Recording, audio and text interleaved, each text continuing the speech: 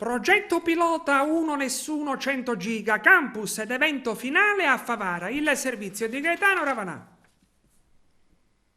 La responsabilità delle persone sole. Straordinario successo per la giornata conclusiva del progetto 1 Nessuno 100 giga che si è svolto a Favara. Il progetto pilota, finanziato dalla Regione Siciliana e coordinato dall'USR Sicilia, nasce con l'obiettivo di prevenire e contrastare i fenomeni del bullismo e del ciberbullismo con azioni formative integrate per studenti, genitori e docenti attraverso un approccio sistematico tra scuola e territorio. Il percorso è stato affidato nelle sue fasi esecutive ai 9 CCTTSS della Sicilia.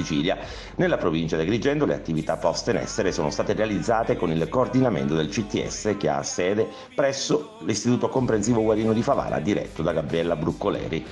Le attività formative si sono concluse nella giornata di sabato con una giornata maratona strutturata in 2 momenti, campus ed evento finale.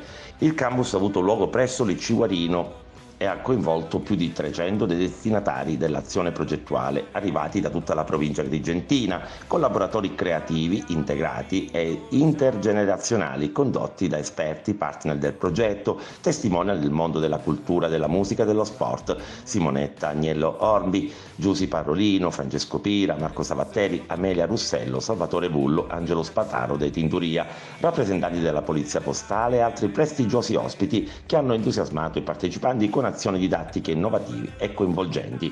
In piazza Cavour l'evento finale con Leo Gassman e Sade che hanno interagito generosamente con i ragazzi e il pubblico sui valori del rispetto umano in un contesto aperto e stimolante. Piazza gremita, migliaia di fan in delirio, è una città che con la musica in piazza ritrova il senso profondo di una crescita comune nella legalità contro il bullismo. Ad aprire la serata, condotta in maniera impeccabile da Miriam Di Rosa, i saluti dell'assessore regionale alla formazione e all'istruzione Mimmo Turano, che ha sottolineato il valore importante dell'iniziativa.